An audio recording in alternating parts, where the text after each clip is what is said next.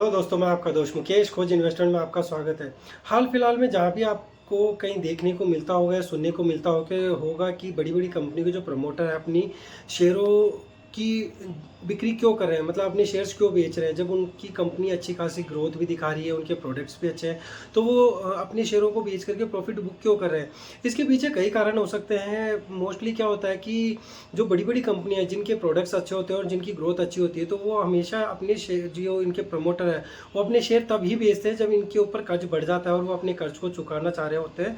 तो जब वो बैंक से लोन लेने जाते हैं तो वहाँ उनको ब्याज चुकाना पड़ता है। तो इससे ब्याज की दुविधा से बचने के लिए वो क्या करते हैं कि जो अपने पास होल्डिंग होती है उसको मार्केट में बेच देते हैं, जिससे क्या होता है कि मार्केट से इनको पैसा मिल जाता है और ब्याज भी नहीं चुकाना पड़ता है। तो एक तो पॉइंट ये हो जाता है। दूसरा पॉइंट ये हो जाता है कि कई बार क्या होता है कि प्रमोटर जो कंपनी के होते हैं वो इसलिए भी बेच देते हैं क्योंकि उनको ये देखने को मिलता है कि उनकी वैल्यूएशन जो कंपनी की है वो बहुत अधिक हो गई है और इनके शेयरों में वृद्धि हो गई है, जिस वजह से वो अपने शेयरों में बिकवाली करके प्रॉफिट बुक कर लेते हैं। दूसरा रीज़न ये हो जाता है, जिससे क्या होता है कि कंपनी के शेयरों को बेच करके और अपनी प्रमोटर होल्डिंग को घटा करके वो अपना प्रॉफिट बुक करके और मार्केट से निकल जाते हैं, क्योंकि उनकी वैल्यूएशन एक सर्टेन लेवल से ऊपर चली जाती है, जिससे वो उनके मन में एक लालच पैदा होता है, जिस वजह से वो अपनी होल्डिंग को बेच देते हैं। तो ये कारण है।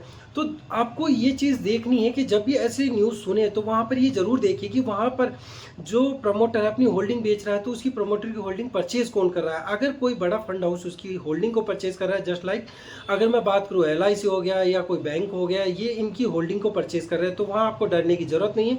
क्योंकि ऐसे बड़े बड़े जो फंड हाउस होते हैं वो तभी परचेज करते हैं जब वो एनालिसिस करते हैं उस स्टॉक की और उसके बाद परचेज करते हैं। तब आपको डरने की ज़रूरत नहीं है, आप लॉन्ग टर्म के लिए उसमें इन्वेस्टमेंट करके बने रह सकते हैं। आपको बस यही चीज़ नोटिस करनी है कि उसके फंडामेंटल को स्टडी करना है और जो बड़े बड़े फंड हाउस है क्या उसमें निवेश करके बैठे हैं, क्या उनका निवेश कंटिन्यू बढ़ रहा है। तो बस ये 2-4 चीज़ें आपको देखनी है।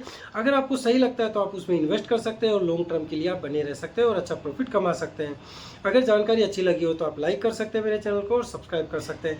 Thank you guys, thank you so much.